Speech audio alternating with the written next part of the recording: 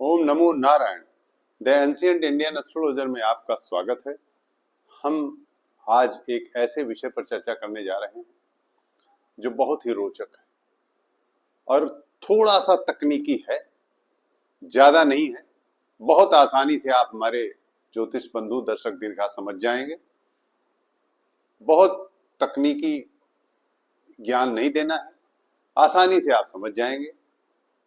हम आज आपको, जैसे कि लग्न एक ही रहती है बहुत से लोगों की, आपने देखा कि कोई जातक जिन तारीखों में जन्म ले रहे हैं, मान ली महीना एक ही है तो 2-3 दिन का इधर उधर का समय है, तो उसमें क्या होता है कि उनका जो समय है वह एक ही हुआ और तारीखें बदल गई, तो लग्न लगता है एक ही है, ग्रह भी लगभग एक ही तरह है। तो उनके जो उनके साथ घटनाएं हैं, उनके जो समय है वो सब एक होना चाहिए, लेकिन ऐसा होता नहीं, क्योंकि अंशों पर बहुत चीजें निर्भर करती है। ग्रह की डिग्री, आज हम आपको ग्रहों की डिग्री के विषय में बताएंगे। उसके आधार पर कैसे आप अपना राजयोग देखें, आज इस पर चर्चा करेंगे। क्योंकि कई बार आपके सामने हमारे ज्योतिष बंधु इस बात को देख रहे होंगे कि उनके जजमान जब आते हैं तो उनको उनकी कई कुंडलियां ऐसी लगती हैं कि ये तो वही लग्न है, वही ग्रह है। मान लीजिए किसी का जन्म 10 मई का है 1995 और किसी का जन्म 12 मई का है 1995, टाइम वही है 8 बजे, तो साहब जो लग्न होगी वो लगभग बदलेगी नहीं। ध्यान रखिएगा, ये गणित है, लग्न वही रहेगी, ग्रहों की भी स्थिति लगभग वही रहेगी, मगर अंश बदल जाएंगे। इसीलिए आज हम इस पर चर्चा कर रहे हैं कि बहुत सी चीजें बदल जाती हैं अंशों के आधार पर। नवांशा बदल जाते हैं, लेकिन नवांशा भी 10 से 12 डिग्री पर चेंज होते हैं।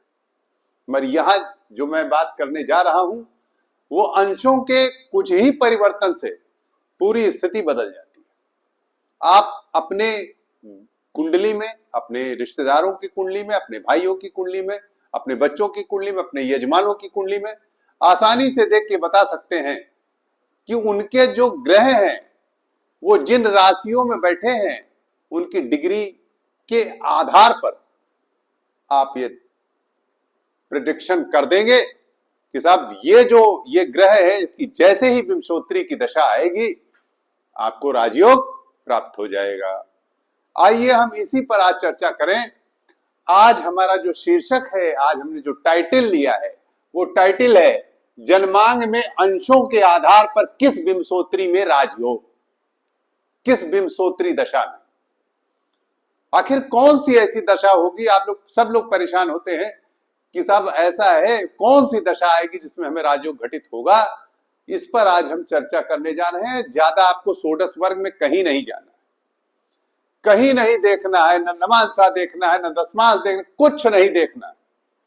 सीधा मोटा मोटा हिसाब केवल अपनी कुंडली खोल लीजिए और अंशों को खोल लीजिए, आप जान जाएंगे कि आपका राजयोग कौन सी दशा देने वाली है।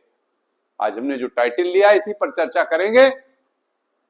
देखिए, आप ध्यान से पहले नोट कर लीजिए, आप लोग कायदे से इस ब्लैक बोर्ड पे लिखे हुए जो अंश हैं, जो अक्षर हैं, शब्द हैं, उनको देख लीजिए।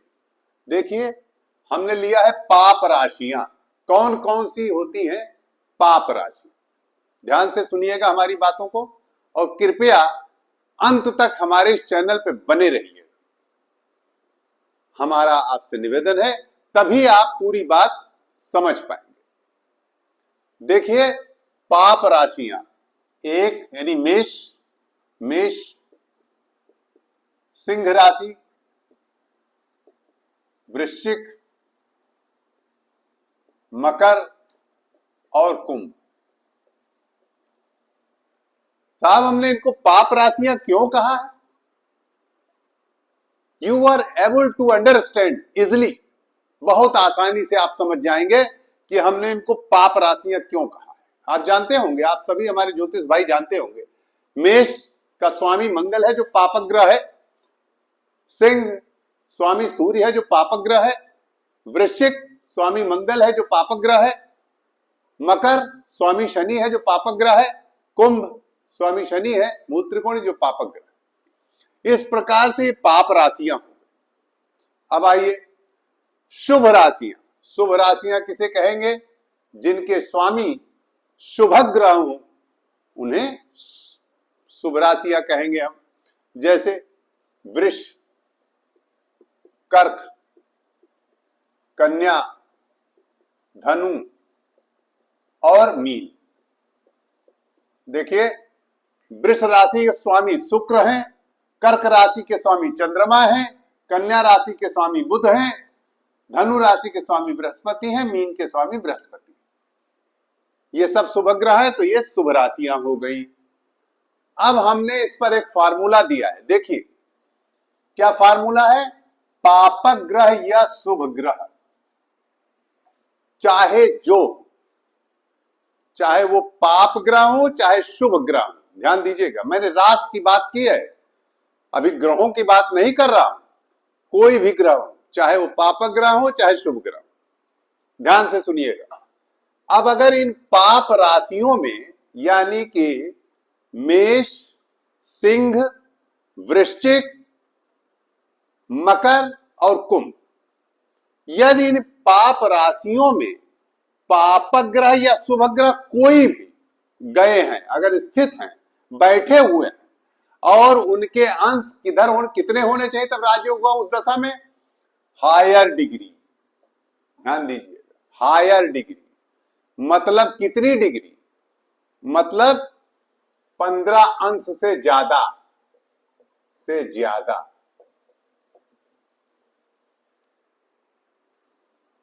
अब आप देख लीजिए, अगर 15 को टच भी कर रहा है तो ले लिया जाएगा। अब आप देख लीजिए कि मेष राशि, सिंह राशि, वृश्चिक राशि, मकर राशि, कुंभ राशि में चाहे पापक ग्रह बैठे हों चाहे शुभ ग्रह बैठे हों, यदि उनकी डिग्री, उनके अंश 15 अंश या उससे अधिक है तो वह राजयोग अपनी दशा में देगा, चाहे जहां बैठा हो। बहुत स्पष्ट कह रहा हूं, अंशों पर ध्यान दीजिएगा। अब यहां आ जाइए। अब अगर मान लीजिए वो 14 डिग्री और 28 कला का है, 28 मिनट है, तब लाभ नहीं देगा, ये भी आपको बता दे रहा हूं। आइए अब दूसरी बात मैंने लिया है शुभ राशियां। शुभ राशियों में यह मैंने शुभ राशि आप जान गए, वृष, कर्क, कन्या, धनु, मीन। अब इसमें भी पापक ग्रह या शुभ ग्रह कोई भी बैठे हो, शुभ राशियों में चाहे पापक ग्रह बैठे हो चाहे शुभ ग्रह बैठे हो, लेकिन वो कैसे हो, कितने अंशों पर हो?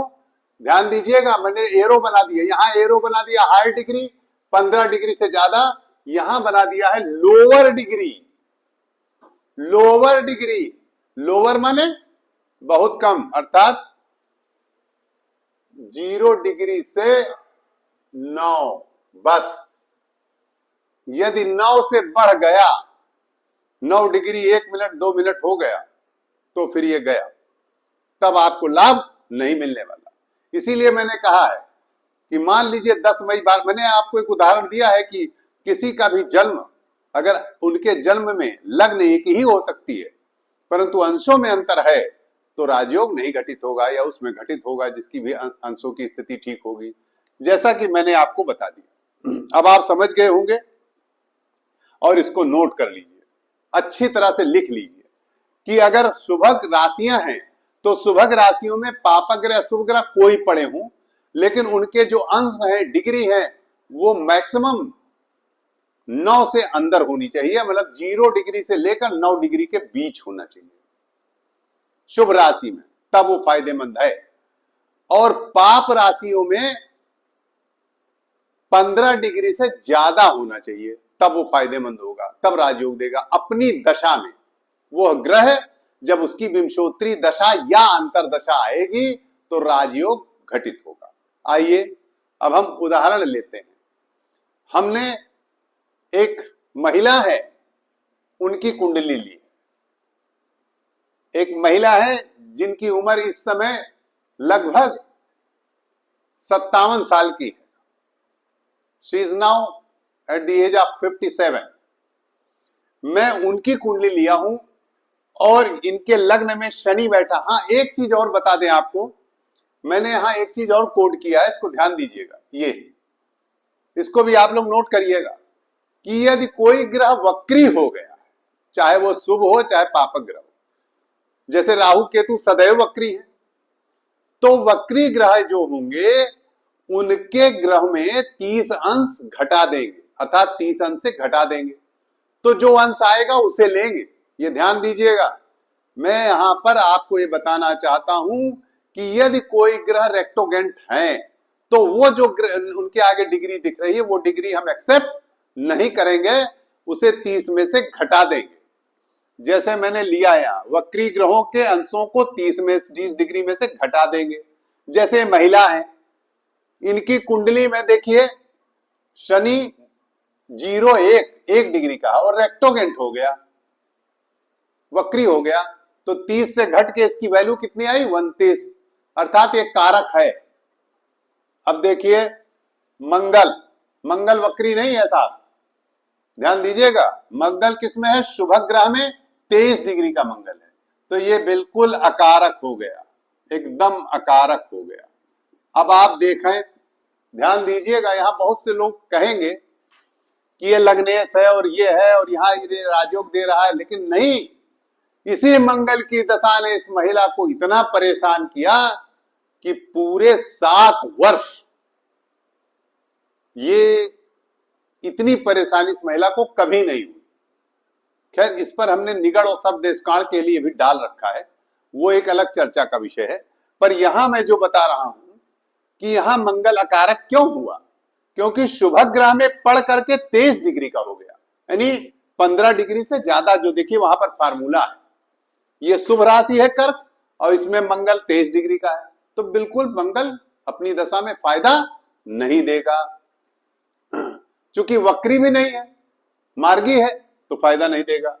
अब देखिए यहां सिंह राशि है और सिंह राशि में सूर्य 15 डिग्री 49 मिनट का है, ध्यान दीजिए, 15 डिग्री 49 मिनट का, और यहां बृहस्पति बैठा है 21 डिग्री 22 मिनट का। यह पाप राशि है सिंह राशि।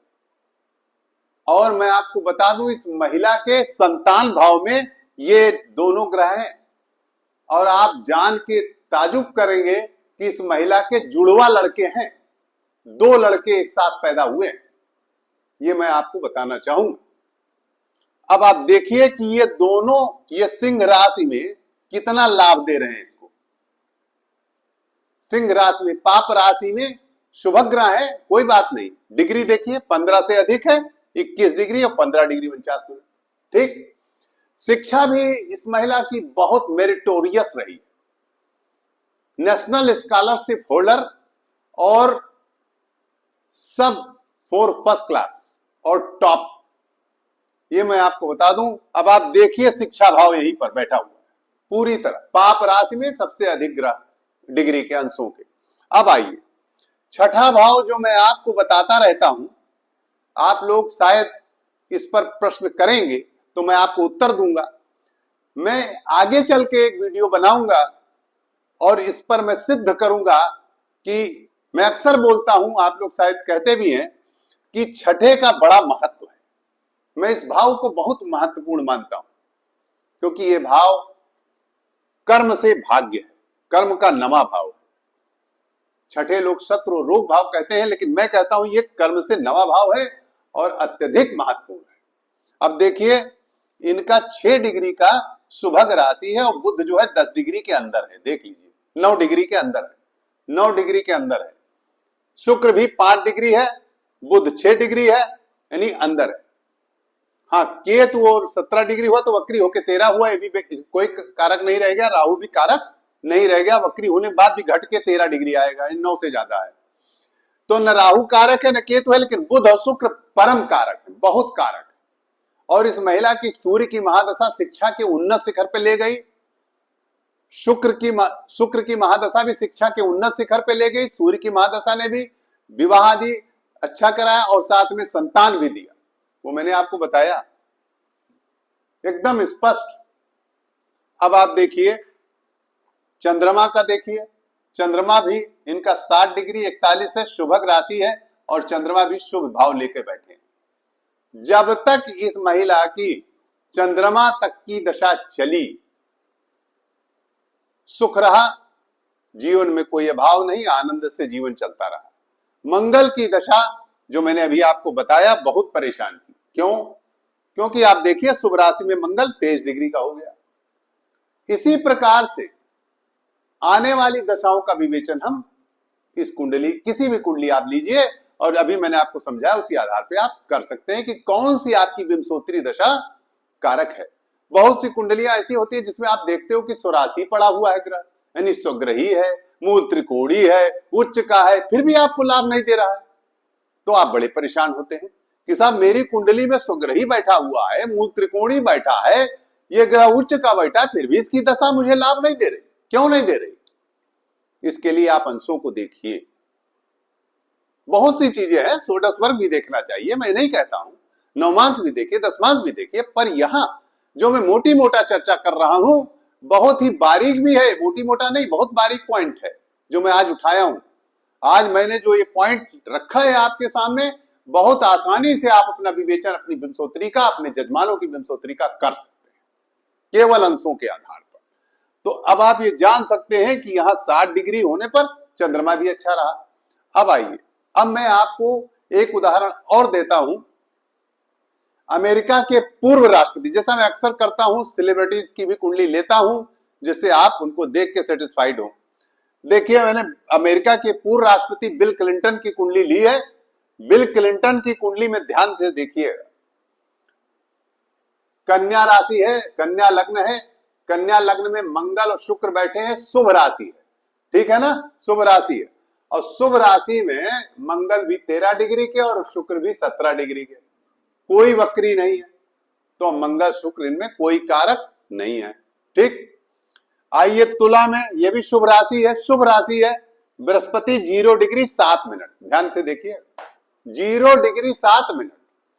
और आइए आइए तो चंद्रमा देखिए, चंद्रमा पाप राशि में नहीं, मेष में है, चंद्रमा मेष में है, 26 डिग्री 38 मिनट, यानी चंद्रमा पूरी तरह कारक है, बृहस्पति पूरी तरह कारक है। आइए अब आप देखिए राहु और केतु का अगर आप देख लें तो वक्री होते हैं, मैंने आपको बताया है। तो राहु और केतु की डिग्री को 30 में से घटा देंगे तो राहु 6 डिग्री, कुछ 6 डिग्री लगभग 5 डिग्री और 21 मिनट आएगा, सॉरी 5 डिग्री 51 मिनट, ठीक है, 5 डिग्री 51 कला ये आएगा, 5 अंश 51 कला, और यहां पर आ जाएगा भी वही 5 अंश 51 कला केतु। तो ये राहु और केतु दोनों कारक हैं इनके लिए। आइए कर्क राशि में देखिए शुभ है, तो यहां केवल शुभ राशि कर्क राशि की पड़ी है, यहां केवल शनि कारक, ध्यान से देखिएगा, केवल शनि कारक है, बुध कारक नहीं है। सूर्य यहां सिंह राशि में, सूर्य 0.2 यहां पड़ा है, 0.2 डिग्री का मात्र, सूर्य जो है सिंह राशि में 2 डिग्री का है, पाप राशि है, वो भी कारक नहीं है। यहां कारक केवल क्या है, राहु हुआ, केतु हुआ, बृहस्पति हुआ, चंद्रमा हुआ और शनि हुआ। कितने इनकी कौन सी विंशोत्तरी इनको लाभ देगी? बृहस्पति की महादशा। और ध्यान दीजिए आप, 1992 दिसंबर का महीना रिजल्ट घोषित हुआ अमेरिका का और ये राष्ट्रपति निर्वाचित हो गए और लगातार 2000 तक ये राष्ट्रपति रहे। आप सभी जानते हैं बिल क्लिंटन की बृहस्पति की महादशा में, शनि की अंतरदशा में बृहस्पति के महादशा और शनि के अंतरदशा में बिल क्लिंटन राष्ट्रपति बने। आप लोग आश्चर्य करेंगे कि 0 डिग्री का बृहस्पति, वही मैं आपसे कह रहा हूं कि आप लोग 0 डिग्री से परेशान ना हो। ये देखें कि वह अंश शुभ राशि में है कि पाप राशि में है। अब आप समझ गए होंगे। तो मैंने आपको एक उदाहरण दिया कि कैसे आप अपना राजयोग या अच्छी दशा किस विंशोत्तरी में देखें। इसके लिए हमने आपको तरीका आज बताया है कि आप आसानी से जान सकते हैं कि आपके लिए कौन सी विंशोत्तरी प्रभावशाली रहेगी। यदि आपको अच्छे ग्रहों के जिस तरह मैंने बताया उसमें विंशोत्तरी पड़ रही तो निश्चित रूप से आपके लिए लाभकारी रहेगी। ओम नमो नारायण।